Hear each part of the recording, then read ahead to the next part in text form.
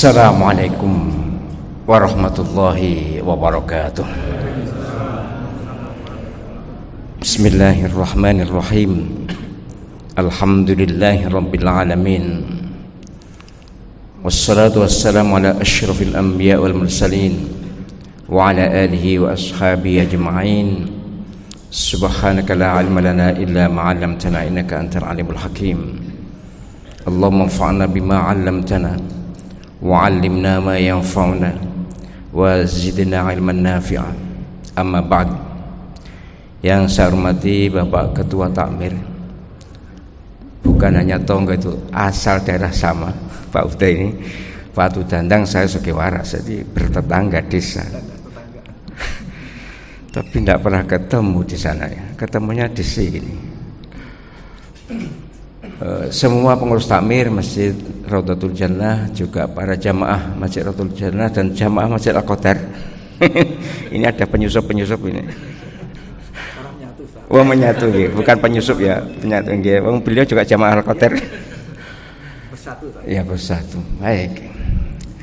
Renungan kita sore ini nanti kita sampai jam, katanya sampai jam 17.55 ya. Enggak, umpamanya saya 55.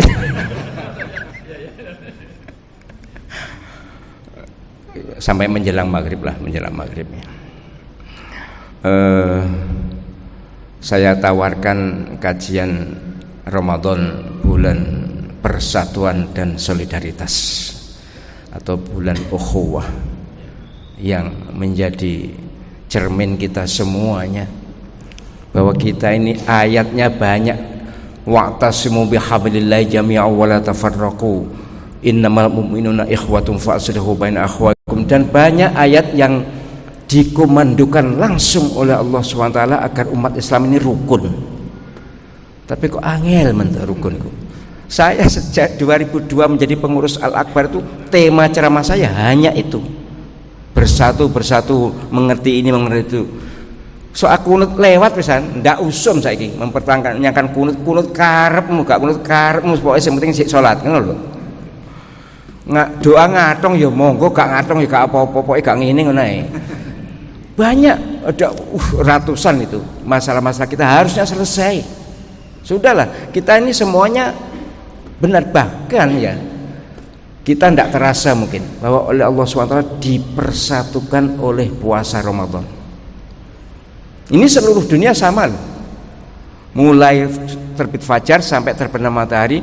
Bahkan di Swedia pun yang terbit mataharinya lebih awal kemudian terbenamnya lebih akhir, karena memang daerah utara itu gitu, apalagi Finlandia. Itu kita kompak sama. Oleh Allah SWT dipersatukan dengan banyak ritual kita. Soal yang pernik-pernik ada perbedaan, sungguh bukan asasi, bukan usuli, bukan fundamental. Maka saya nyaman saja berjamaah dengan siapapun, nyaman saja ngimami siapapun, nyaman juga. Yang penting boleh 2 rakaat, mbane kunute buka terserah. Tarawih 8 boleh, 20 boleh, gak tarawih lo boleh.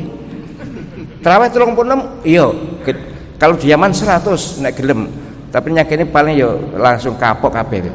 Tapi maksud saya, loh kita ini loh ajaran Islam kayak mbiyen wis belajar ya seru. Lah apa sih dipersoalkan? Ndak usah. Saya bersyukur bahwa Masjid Raudhatul Jannah termasuk masjid yang bisa bersama siapapun dan bisa ngayomi siapapun. Yes, Al-Qadar juga begitu. Sing gak kunut ya pokoke perkara ndonga zikir bareng monggo, dhewe-dhewe silakan, gak zikir lho gak apa-apa, tapi kebangetan. Bar sholat, selesai sholat gak zikir gak apa-apa. Ya enak Pak Udra, yang begitu salam langsung pergi. Ditanya oleh jamaah, ya saya memang saya suruh tanya, lah apa sih dia tuh tidak pernah ikut zikir, katanya zikir bersama itu bid'ah gitu. Sholat mari sholat langsung metu itu lebih bid'ah. Wong Nabi masalah sholat mesti zikir kok, bahwa sendiri atau bersama-sama monggo. Memang Nabi zikir itu pelan-pelan, kemudian sahabat dengar, ditirukan. Lah itu lalu di create menjadi zikir bersama. Zikir sendiri juga boleh, memang Nabi juga sendiri-sendiri itu sebenarnya. Sendiri-sendiri yang kebetulan bareng kita aja, karena sahabat ngikut Nabi. apa sing dibaca Nabi itu begitu. Jadi sesungguhnya lah kalau kita mau belajar agama ini secara kafah, insya Allah lapang dada, dingin kepala, murah senyum, awet urip. Sing loro-loro ini gara-gara mikir khilafiyah itu. Khilafiyah kok dipikir kan buwiyen wis ngono kuwi. Sampai kapanpun. Nggih, terus ini penting untuk menjadi kesadaran bersama bahwa kita ini sesungguhnya oleh Allah SWT sudah dikemas dalam persatuan, kesatuan, ukhuwah luar biasa. Tidak usahlah mempersoalkan hal-hal remeh-temeh itu. Satu. Yang kedua, memang kita ini ya harus mengakui kita ini jauh dari Arab, ya jauh dari pusat Islam. Bahasa kita juga bahasa Indonesia, bukan bahasa Indonesia saja, bahasa macam-macam, suku juga macam-macam, daerahnya juga macam-macam, khusus untuk Indonesia ini. Posoe pingan aja meh gak bareng loh, meh itu. Saya sudah putuskan, Pak Mariadi tahu itu, sudah saya putuskan bahwa saya puasa pasti hari Sabtu. Tapi untuk diri saya belum mengumumkan karena saya tidak berhak. Yang berhak mengumumkan adalah pemerintah. Tapi saya pribadi berdasarkan hitung-hitungan kami, kan kami punya komunitas falak kontemporer itu Sabtu.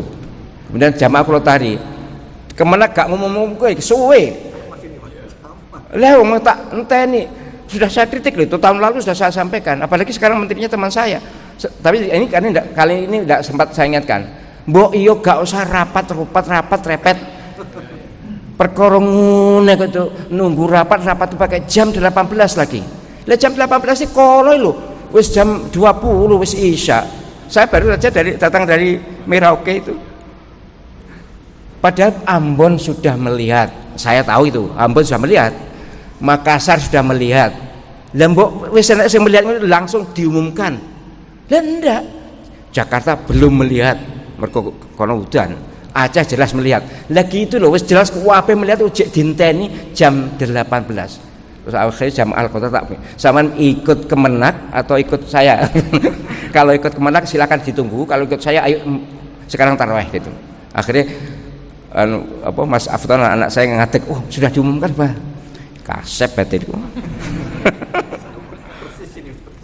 Kok sini juga ya gimana, kita kan biasanya konsisten ikut pemerintah, entahlah itu NU atau Muhammadiyah atau siapa saja, pokoknya pemerintah yang, tapi kan ya gitu itu loh.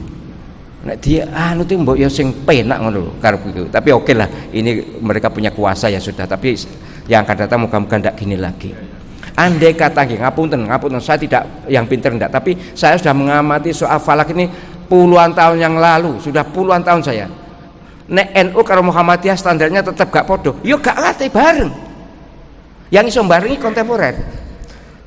NU medun, Muhammadiyah munggah, kepethuk yang tengah. Sebenarnya begitu, tapi ya mereka kan punya gengsi masing-masing, ya sudahlah kita hormati. Tapi yang jelas saya mengajak panjenengan bahwa kita berada di negeri yang jauh dari pusat Islam ini, ya sudah kita maklum saja. Kalau di sana itu semuanya 22 negara Arab itu ikut Mekah. Nah gini loh, sak negara. Ya ikut Kemenak, tapi Kemenak kok yang ngono kuwi.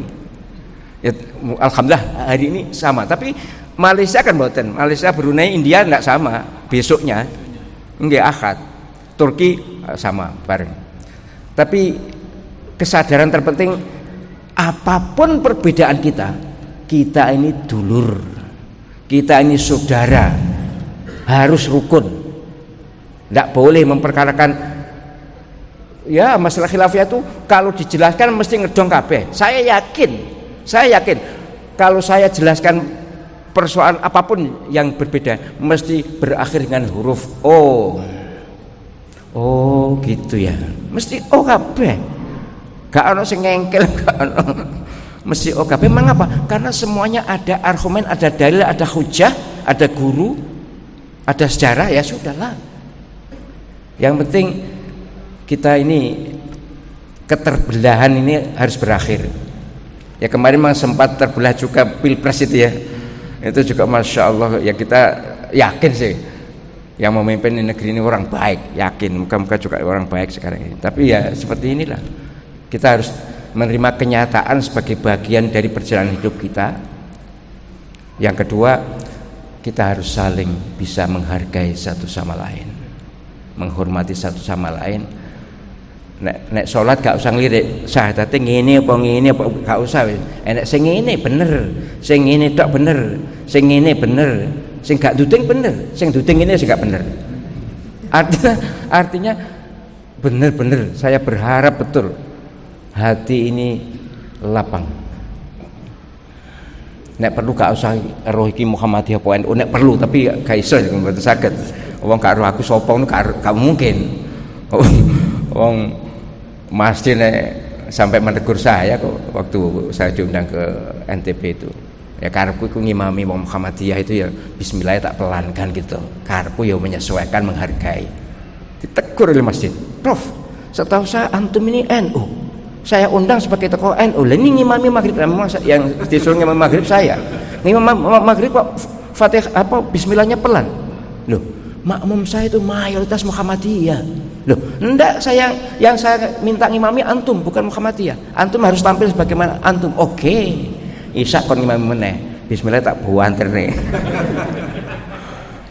Begitu juga waktu ziarah kubur. Ziarah kubur di dalam komplek pondok itu ada makbarah, ada kuburannya, leluhurnya masjid. Diajak ziarah Mas Ani, saya, kemudian ya semuanya orang Muhammadiyah itu mbok terpaksa buka gak ngerti aku, pokoknya kabeh dijak ziarah kubur. Saya diminta untuk memimpin doa. Tak ya mimpin doa gini, tak lirik kiri Mas Andi ngangkat tangan, Mas Din ngangkat tangan, muliane gak riau. Tapi inilah orang yang dewasa ilmiah, dewasa amalia, luas wawasan, luas tindakan. Perkara ini loh gak usah diperkara nih, gak ngatong ya apa-apa, tapi ini buktinya, ini tokoh Muhammadiyah loh kiri kanan saya ini ngatong. Saya tidak minta ngatong sih, gak ngatong ya apa-apa sih. Tapi betapa lapang dadanya orang yang ngerti agama. Saya yakin orang yang penyiar ini sudah latih, sudah terbiasa. Nek diimami imam gak kunut ya gak usah ngengkel kunut, nek diimami imam kunut ya kunut kan gitu. Baik. Kemudian soal solidaritas ini juga gitu ya. Sekarang kan banyak napa niku WA minta sumbangan, minta partisipasi macam-macam. Ya, kita solidaritas tapi dalam Islam yang dibimbingkan oleh Rasulullah SAW melalui Al-Quran maupun hadis, kalau namanya solidaritas itu harus mendahulukan orang terdekat, dari keluarga dulu, keluarga, kemudian tetangga, ya kemudian meluasnya spiral itu. Artinya bukan lalu jauh disumbang ke negara apa-apa, itu tidak boleh. Nah, apalagi sekarang kan banyak ngapunten ya penipuan ya. Banyak penipuan. Anak saya baru kena 11 juta itu. Ya karena baik sangka itu kadang-kadang juga merugikan, kadang-kadang Pak Sam ya. Baik sangka itu bagus, tapi ndelok-ndelok sing dibaiki sangka ki sapa, nek wis dikenal baik monggo, tapi kalau belum pernah baik sangka itu susah. Nah, maksud saya begini. Rodotul Jannah tentu tidak usah diajari, tapi ada kesadaran bersama bahwa kita ini membina umat ya dari masjid ini, kemudian ya berangkat ke sekitarnya. Al-Qadar juga dari masjid Al-Qadar berangkat sekitarnya. Dan last but not least adalah bahwa kesadaran kita untuk membina dengan model spiral itu harus berlangsung untuk seluruh masjid di Indonesia. 1 juta masjid Indonesia, hampir 1 juta masjidnya. Kalau dengan musola itu sebenarnya juga masjid, itu 1,5 juta. Itu umpama gitu semua kan beres atau ya tuh? Semua beres sudah. Mbak masing-masing memperhatikan lingkungan masing-masing. Dan itulah yang dipegang oleh para ulama mazhab 4 itu, bahwa zakat, infak, fidyah, sedekah utamakan lingkungan. Lingkungan itu kalau selain zakat dari keluarga. Kalau zakat memang tidak boleh keluarga itu yang tidak boleh orang tua dan anak, itu zakat. Tapi kalau dulur lebih afdol. Penjara punya zakat kok dulurnya anak sing miskin, lebih afdol didulukan dulure. Saudara kandung misalnya. Yang tidak boleh dizakat itu hanya orang tua dan anak. Kemudian tetangga kiri kanan perhatikan, dihitung siapa yang. Kemudian saya memang sebagian saya kirim ke Nganjuk, memang karena Nganjuk lebih membutuhkan Pak Uda. Jadi wong sak miskin ngapunten nggih, ngapunten, sak miskin-miskine wong PPLG atau orang miskinnya PPLG masih ya. Jadi maksud saya supaya bagaimana saling berbagi, dan berbagi itu namanya solidaritas ya. Dan ini dibimbing oleh Ramadan.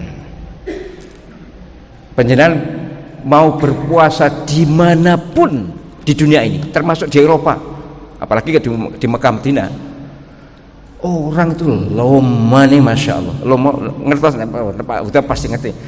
Pak Sam ngertos lomo itu Pak Sam ngerti? Pak ya ngerti ngertos panjenengan. Lomo apa ini? Lomo niku dermawan, murah hati. Niku masya Allah ya. Kalau di Arab apalagi.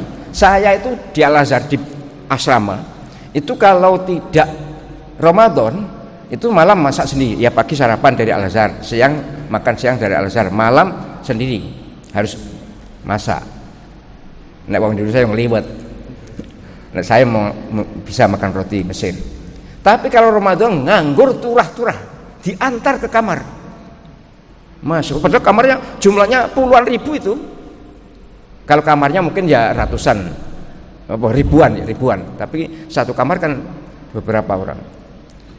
Jadi mari motivasi solidaritas ini kita bawa di luar Ramadan. Oke lah, di Ramadan ya tetap harus kita galakkan ini, buka bersama, gampang memberi. Yes, sangat bagus. Tapi ojo kumat gitu loh. Maksud saya tuh mari Ramadan tuh seleren lumone, kumat medite ya, jangan.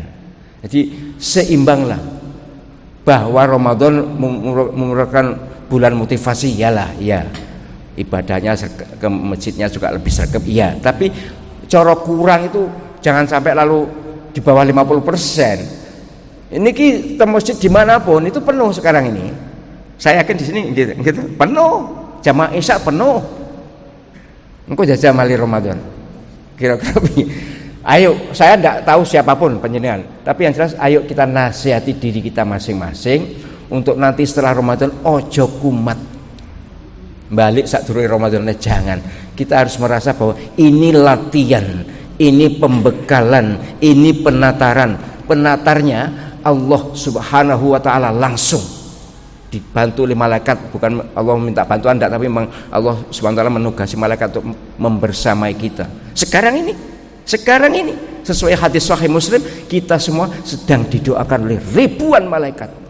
70.000 malaikat bersama kita sekarang ini mendoakan Allahumma firlahu warhamhu, Allahumma firlahu warhamhu, Allahumma warhamhu waghfirlahu, dan seterusnya diulang-ulang. Ya Allah, ampuni dia, mereka yang ada di masjid ini ampuni. Ya Allah, rahmati.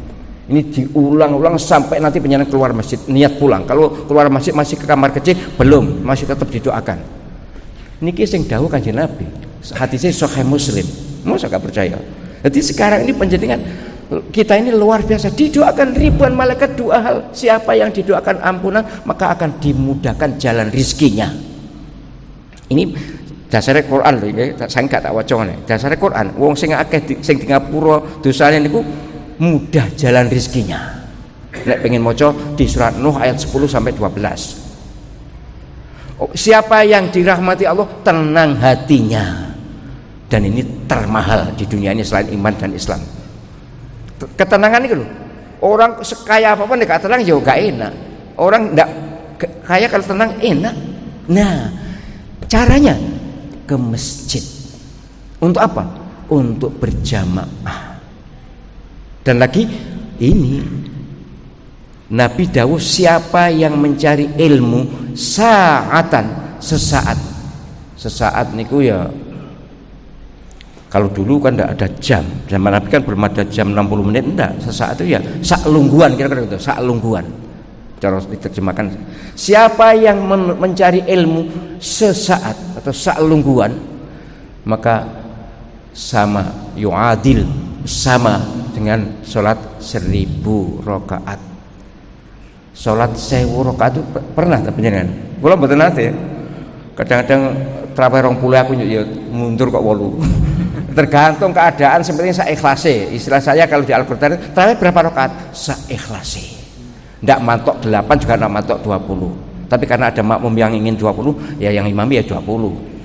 Engko nek makmume pengen 20, imame 8 kan gak ono jamaah gitu. Berarti imam harus kalah dengan makmum, gak karepe dhewe.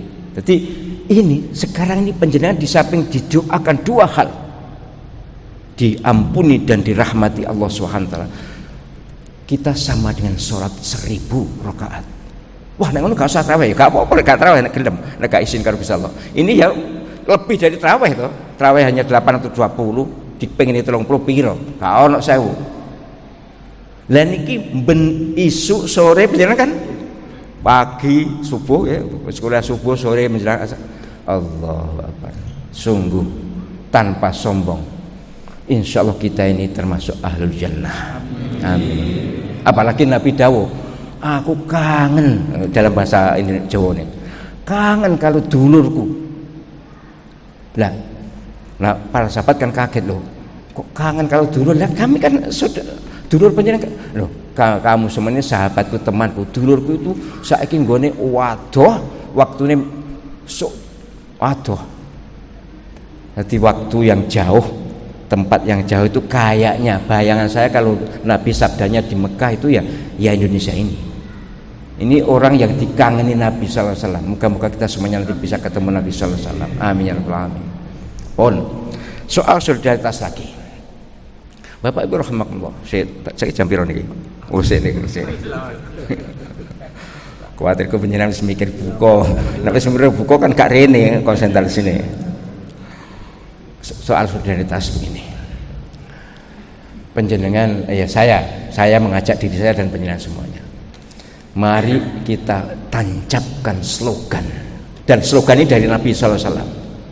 Siapa yang mudah berbagi, maka pasti Allah mudah memberi. Ini ku resepe rezeki.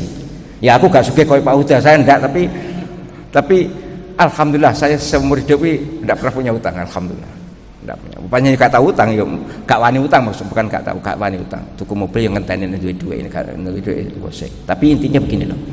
Ya napa supaya dalan rezeki ini gampang. Soal dapatnya perolehannya ya tergantung jatahnya masing-masing. Tapi sebagai hamba Allah Subhanahu wa taala yang yakin bahwa Allah SWT gudang rezeki, pemberi rezeki, khairur razikin, bahkan sebaik-baik pemberi rezeki, maka kita harus yakin itu.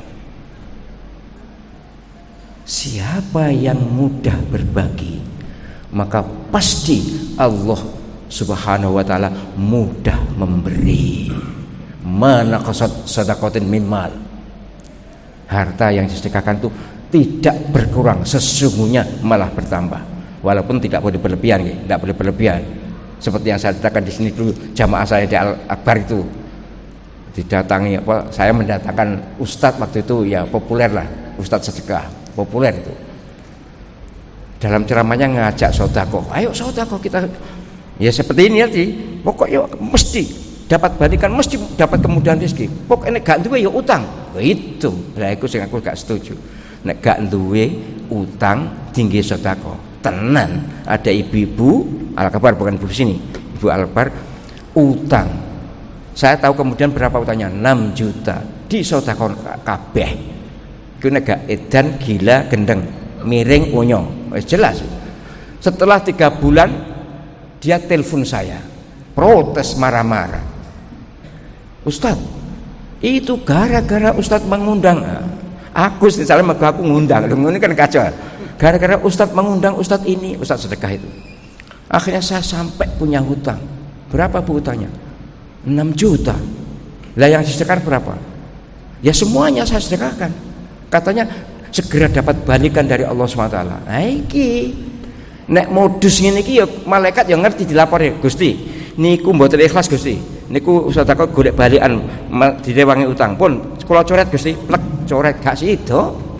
Kira-kira ngoten gambaran saya, tapi yang jelas Allah SWT dawuh walladzina idza anfaqu lam yusrifu wa lam yaqturu wa kana baina dzalika qawama. Surat Al-Furqan ayat 67 itu.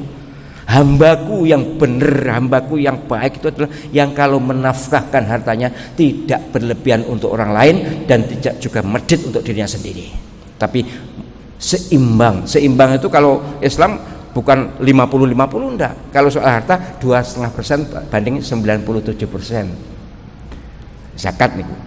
Nek sedekah terserah sak longgari, tapi mestinya kita ini harus pandai bersyukur kepada Allah SWT. Untuk harta itu kalau disedekahkan banyak, katakan pada Allah, ya Allah saya mensyukuri nikmatmu, saya sedekahkan. Maka la in syakartum la azidannakum. Jika kalian pandai bersyukur, maka pasti saya tambah, dan tambah dari Allah SWT jangan dihitung dengan kalkulator, tapi hitung dengan berkah. Tidak ada duanya. Kalau harta sudah diberkahi Allah SWT, banyak atau sedikit, besar artinya. Tapi kalau tidak dengan berkah, walaupun besar seperti triliunan yang korupsi itu, saya kasihan juga yang korupsi suaminya ini poso-poso gak ngerasani jane, gak ngerasani wong iku sudah viral kok. Sing korupsi triliunan itu loh. Istrinya bintang film itu loh. Penjenengan masih Sumaruh ini tidak ngerasani wong sudah diviralkan. Kalau sudah viral itu sama dengan sudah mujaharoh, mujaharoh itu sudah terkenal sama dengan Gusti Allah SWT menyebutkan kejelekan Fir'aun, itu Gusti Allah gak ngerasani itu. Gusti Allah mendidik. Tapi saya tidak enak lah. Tapi intinya gini lah. Kasihan juga pada orang-orang yang ditampilkan sebagai koruptor itu ya. Sekarang tidak boleh pakai masker. Entahlah, moga-moga sudah mulai terlaksana. Itu uang memang banyak, bahkan untuk membangun rumah 1000 rumah masih turah itu. Triliun itu 1000 miliar, 1 triliun. Nah itu berapa triliun itu? 299 triliun ya. Kalau nggak salah, yang bukan Pertamina, yang satunya lagi itu entah berapa, pokoknya triliun. Dulu Edi Tanzil, ingat ya penjelasan, kalau yang sukses saya mesti ingat itu. Edi Tanzil korupsi 1,3 triliun itu sudah terbesar pol wis. Saiki korupsi 1 triliun itu cilik, didik. Gondeng bener. Aku duit sak miliar gung tau roh, padahal aku profesor. Gung tau roh. Jenggerengane duit sak miliar itu belum pernah melihat saya. Mereka ini astagfirullah. Tapi begini.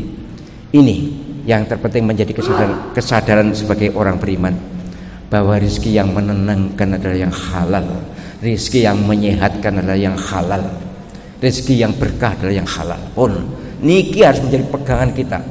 Gak usah ngejar jumlah. Oke, ngejar jumlah boleh, asal tetap berprinsip bahwa jumlah akeh tapi halal. Saya ada jamaah dulu. Kayaknya orang terkaya di Malang.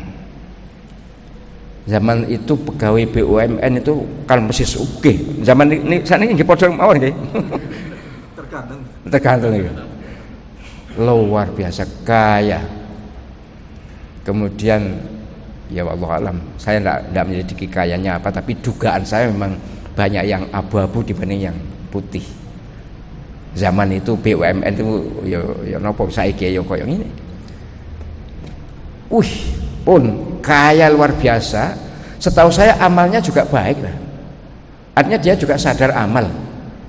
Tapi tetap dugaan kuat saya tetap dihukum oleh Allah SWT. Apa hukumannya?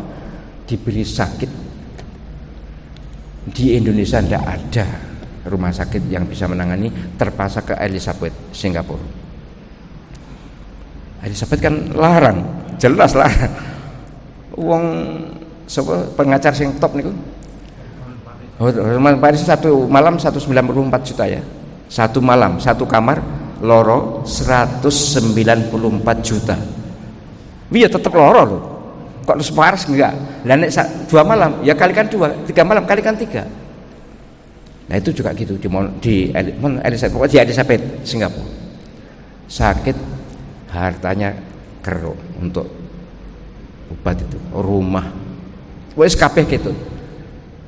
Setelah berapa hari, berapa bulan itu wafat. Jadi terus apa gunanya ki harta iki? Entek pisan.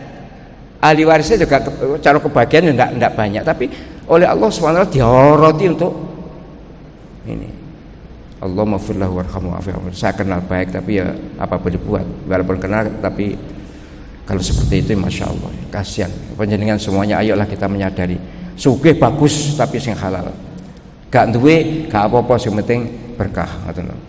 Pun terakhir sebelum dialog panjenengan, saya ingin memotivasi diri saya dan panjenengan semuanya. Di mana-mana saya sampaikan ini ceramah khusus satu ini, bahwa puasa ini adalah bulan Ramadan, ini adalah bulan detoksifikasi, pembuangan racun diri dan racun hati. Ini ada banyak dalilnya tapi tidak mungkin saya sampaikan waktu singkat ini. Intinya kita ini sadar atau tidak sadar, sebaiknya sekarang mulai sadar bahwa kita puasa ini otomatis racun diri ini dikeluarkan.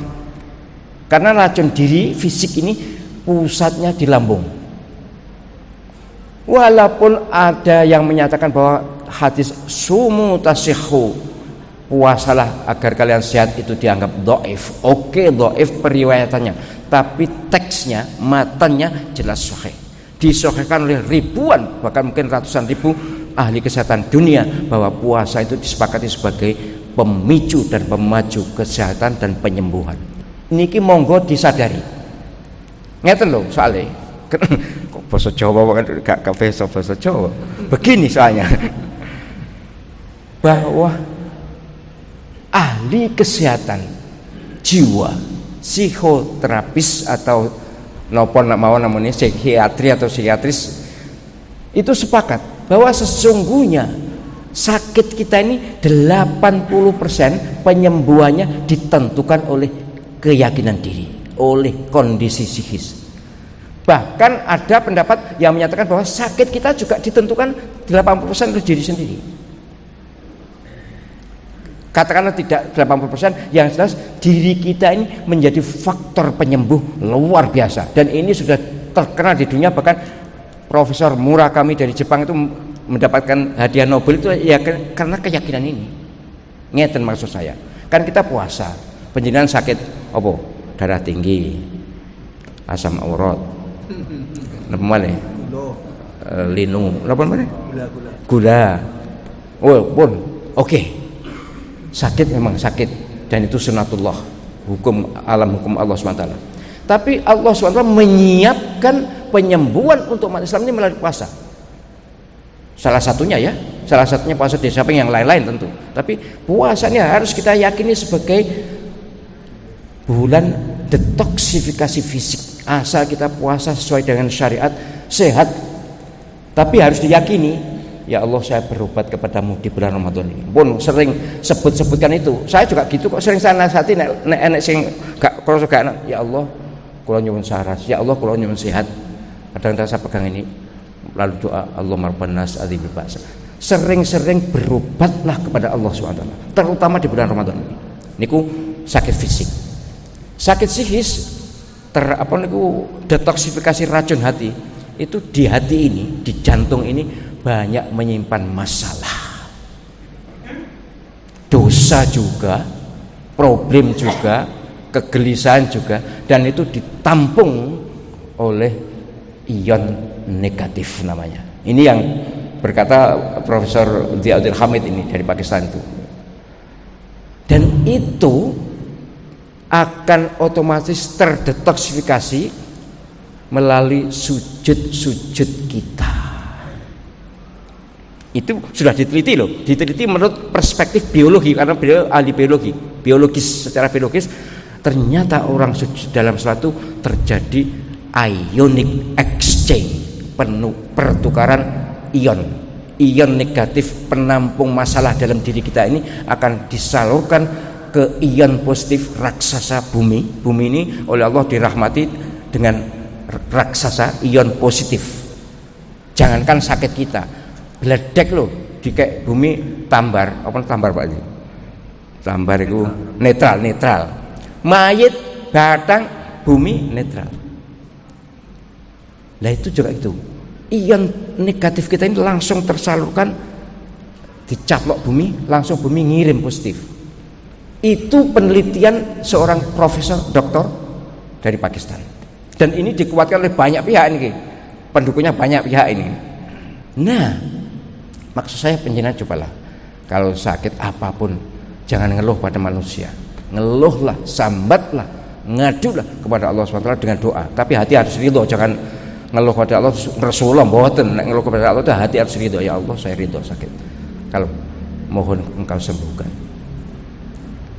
Seorang ibu istri seorang jenderal polisi, rumahnya sini, Batu rumahnya, kok sini Batu, rumahnya Batu. Setelah saya ceramah begini beliau mendatangi saya, ya Allah Ustadz, yang penjelasan ceramahkan itu betul 100%, saya membetulkan 100%, bukan katanya, tapi saya ngalami sendiri. Kaki saya ini lumpuh sudah 2 tahun Ustadz, ke dokter sudah, ke rumah sakit sudah, laboratorium sudah, ortopedi sudah, enggak sembuh, sudah 2 tahun. Apalagi ya, akhirnya saya wadul Gusti Allah, bahasa Jawa, memang beliau orang Jawa, Gusti, tapi saya bahasa Indonesia kan aja, ya Allah saya sakit dan saya sudah berusaha maksimal selama 2 tahun tidak sembuh. Kalau memang engkau kehendaki tidak sembuh, saya ridha, saya rela ya Allah, tapi kalau engkau sembuhkan saya bersyukur, saya akan berobat kepadamu dengan mengkhatamkan Al-Quran. Coba ku resep konti gak ngerung, dia juga tidak belajar Pak ya. Istrinya polisi yang mau Quran gung keporo, ini istrinya kan gak patah iso mestinya. Baca Quran sehari 1 juz, ditiup, diusap nih kaki. Hanya keyakinan aja, dia tidak ngerti obat atau tidak, pokoknya tidak ngerti, pokoknya ke Gusti Allah aja. Besok 1 juz, ditiup, diusap nih. Setelah 1 bulan ada perubahan. Kemudian dilanjutkan, bukan hanya 1 bulan, akhirnya terus sampai sembuh. Akhirnya ketika di depan saya itu dia jalan praktek, loh Ustadz ini saya sekarang bisa jalan ini 2 tahun, ini suami saya seorang jenderal polisi, ini suami mantan Kapolda kalau nggak salah itu, ini saksinya suami saya 2 tahun nggak bisa jalan, sekarang saya bisa berjalan. Ini barokahnya Al-Quran, berkat penyembuhan dari Allah SWT. Padahal itu resepnya yang gawe dewi kira-kira ya, meniup, membaca ditiup dia usap nih loh. Tapi nek membaca ditiup diusap nih memang Rasulullah memang iya, kalau mau tidur kan beliau selalu membaca Fatihah, Al-Ikhlas, Al-Falaq, An-Nas, kemudian ditiup lalu diusapkan seluruh tubuh Rasulullah. Tapi ini tidak dalam rangka berbat. Ini penting untuk menjaga kesehatan bersama, bahwa sesungguhnya kita punya modal luar biasa dalam perspektif spiritual maupun rasional. Baik, masih ada waktu untuk silakan kalau mau bertanya, bebas saja.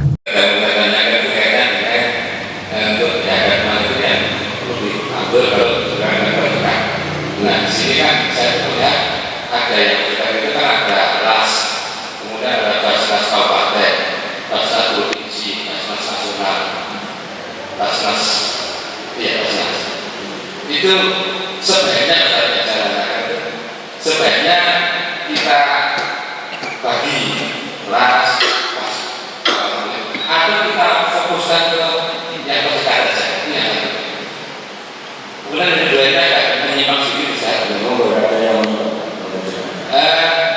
Pertanyaan ini sering dilakukan ini, kalau seorang yang sejak kecil lah, kemudian sampai dengan tua, kalau dulu itu nanti akhirnya itu kan bisa, misalnya ditimbang yang mana yang baik, mana yang bisa. Tapi di sisi lain, misalnya seorang daripada terlahir itu non muslim, kemudian sampai umur 70 tahun, kemudian berdaya dan mu'alaf, dosa-dosanya itu justru nol. Nah di sini memahami itu agak sulit saja. Justru yang muslim 7 tahun bisa, tapi yang mu'alaf kok malah nol terus. Memahami agak sulit. Terima kasih. Assalamualaikum warahmatullahi wabarakatuh. Baik. Kalau menurut undang-undang zakat, memang zakat itu baiknya melalui Basnas dan Bas Pemprov, melalui lembaga zakat yang sudah ada. Tetapi mohon maaf, saya tidak ngujuk-ngujui, mohon maaf, saya belum bisa sepenuhnya percaya karena pengalaman yang sudah seperti itu. Tapi kita berbaik sangka. Saya juga kadang-kadang kalau ada tagihan, ada permintaan dari las ya saya beri. Tapi saya lebih Mohon maaf, saya lebih tahu siapa yang harus saya beri dibanding las. Saya punya tetangga, saya punya jamaah, saya lebih tahu siapa yang lebih berhak menerima dari saya. Dan terus saya utamakan untuk saya bagi sesuai dengan yang saya tahu. Penjenengan juga boleh begitu, tidak berdosa, tidak diwajibkan harus melalui las, enggak. Tapi undang-undang ngoten namanya undang-undang. Melalui las, melalui bas, monggo sae. Asal las dan basnya orangnya sudah sae. Nek flashback kok malah ngrasani dawa-dawa ngoten mawon nggih.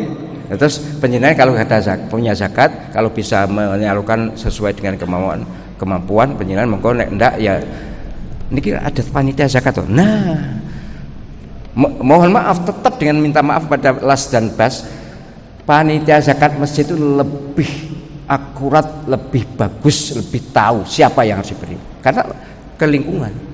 Cuma saya pesan saya kepada panitia zakat itu jangan jadikan satu fidyah dengan zakat. Kalau bisa jadi 3, zakat mal, zakat fitrah, fidyah. Tapi kalau terpaksa tidak apa-apa, zakat zakat mal, zakat fidyah dengan zakat fitrah itu boleh saja satu karena sasarannya fakir miskin. Tapi kalau zakat mal kan ada 8 asnaf itu. Gitu Pak ya. Yang kedua lah ini menarik. Begini Pak, yang sejak kecil dihisab, dihitung kuantitasnya, juga nanti dimizan, ditimbang kualitasnya. Yang paling berlaku nanti kualitasnya ini. Kualitas itu ikhlas ndaknya itu loh. Nah, sejak kecil dihisab mungkin salahnya banyak, pahalanya juga banyak kan. Lah sing ini yang dari nol tadi oke, tapi juga tetap dihisab, semuanya dihisab. Bukan mereka enggak, nanti yang biogori hisab itu sedikit sekali paling sahabat-sahabat itu. Kita semuanya yang mu'alaf dan yang non mu'alaf tetap dihisab, dihitung. Kalau di Quran semuanya sih, di Quran apa ada yang memang ada biogori hisab tapi terkait rezeki itu.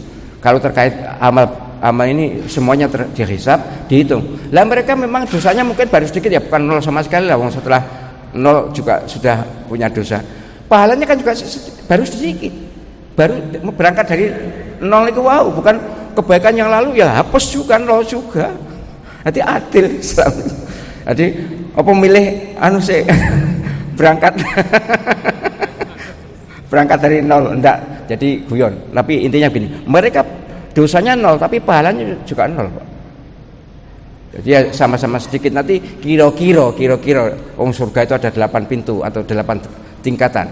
Kira-kira sing 00 itu tingkatan ngisor dhewe. Tapi walaupun ngisor dhewe ya enak Pak. Ngisor dhewe ngoten kira-kira. Nggih. Monggo yang lain. Oh monggo Pak Ustaz. Oke, mohon keterangan saja. Di bidang itu kan ada yang ini terkait dengan beriman dan berislam. Ada yang mengatakan bahwa kamu belum beriman, tapi kamu baru berislam. Nah, ini yang kami tanyakan. Apakah bisa dikatakan bahwa orang yang Islam itu belum tentu beriman, tapi kalau orang beriman masih Islam, ini gimana? Baik, itu yang menyatakan Allah SWT sendiri di akhir Al-Hujurat itu, bahwa iman itu dalam hati yang pasti menentukan. Islam itu di zahir, di KTP, di pengakuan Islam akeh tunggali sing iso muni Islam. Kita semua juga Islam alhamdulillah.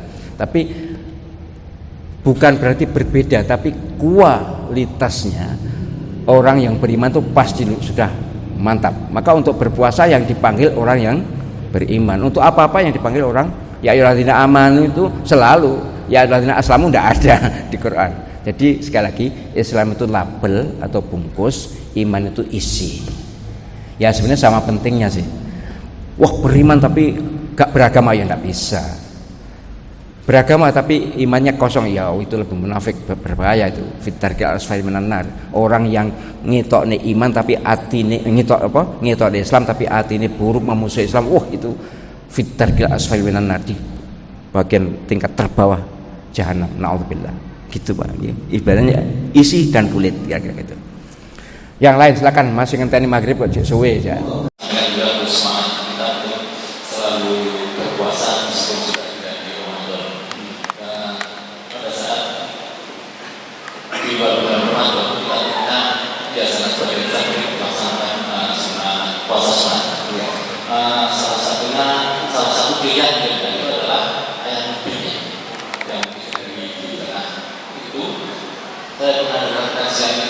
bahwa pahalanya sama dengan 1 bulan penuh berpuasa. Terus kemudian kan kita ada beberapa puasa sunnah, contohnya tulisan Kamis, itu terus kemudian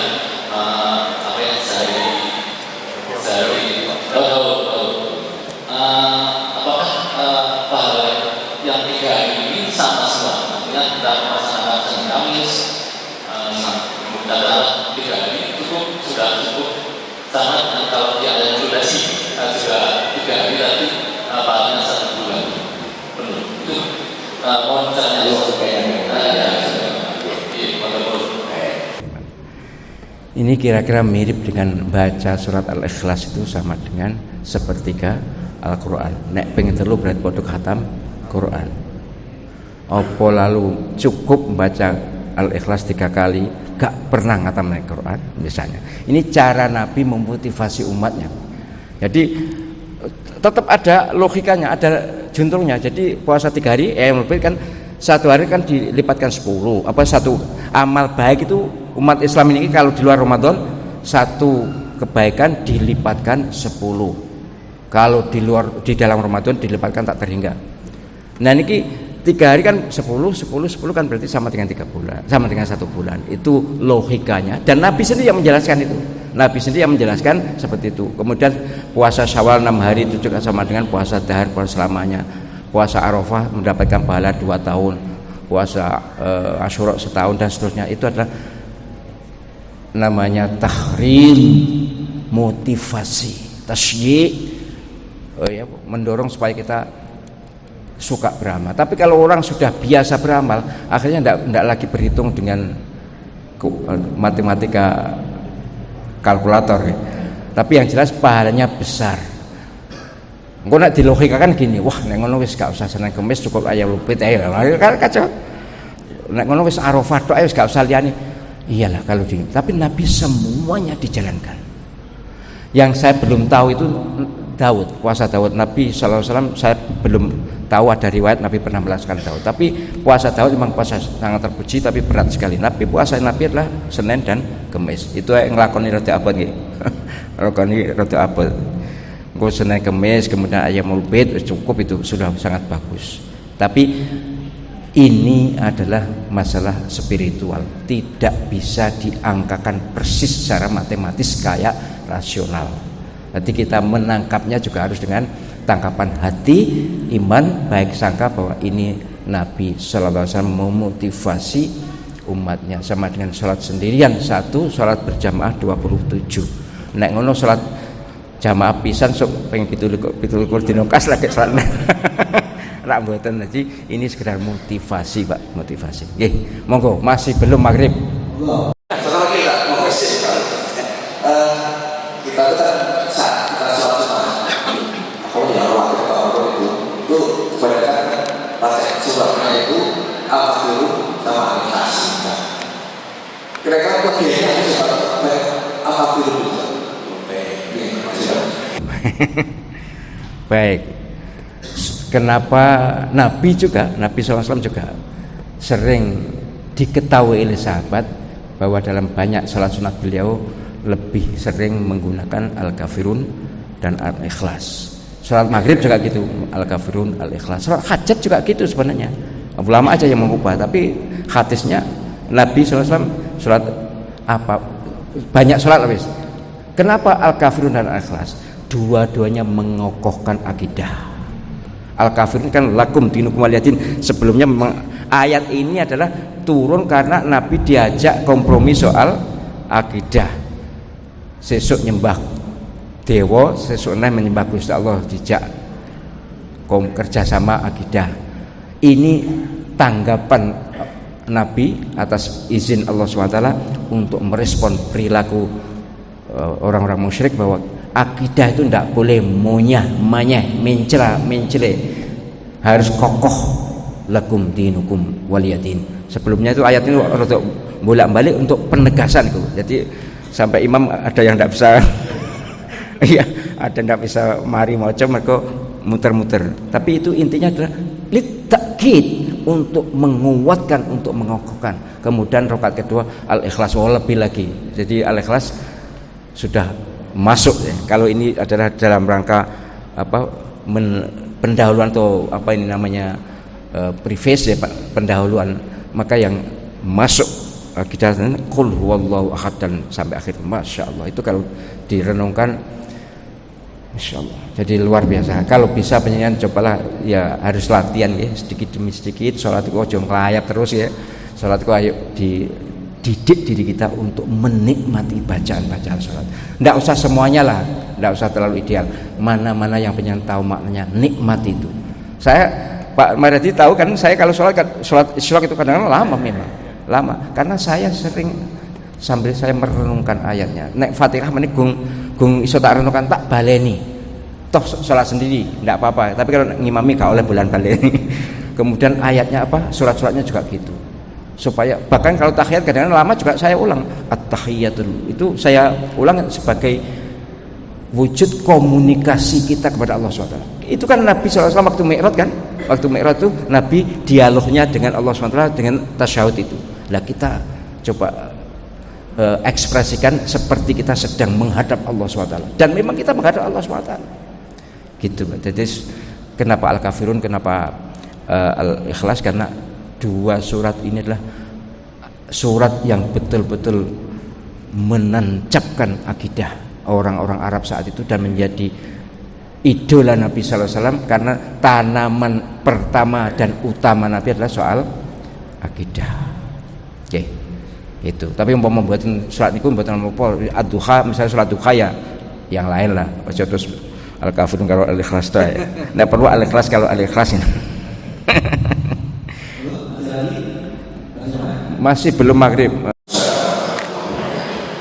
Ustaz, saya mau tanya, kalau hari Jumat kita itu membaca Al-Kahfi secara bersama, tapi sebelumnya itu membaca Asmaul Husna dan Sholawat Burda. Apakah boleh membaca Sholawat Burda? Katanya ada yang mengatakan bahwa Sholawat Burda itu bid'ah. Bagaimana Mas? Terima kasih. Baik. Begini, tidak ada sholawat itu bid'ah, itu tidak ada. Bahkan dalam bahasa Indonesia itu loh, sholawat bareng, sholawat salam moga-moga terlimpah pada dunia kita, itu kan sholawat juga. Tapi memang yang paling utama kalau dalam bahasa Arab ya sholawat al-uzma, Allahumma sholli ala Muhammad itu, dan sholawat Ibrahimiyah. Tapi yang lain-lain juga boleh. Cucunya Kanjeng Nabi sholawat Ashhil itu, Sayyidina Ja'far Siddiq itu. Dan sholawat itu disusun oleh para ulama tidak dengan tangan kosong, dengan riyadhah. Asal dibaca di luar sholat Bu, tapi dalam sholat ya tidak boleh. Asyhadu an la ilaha illallah wa asyhadu anna Muhammadar Rasulullah, salatullah salamullah, ya tidak boleh.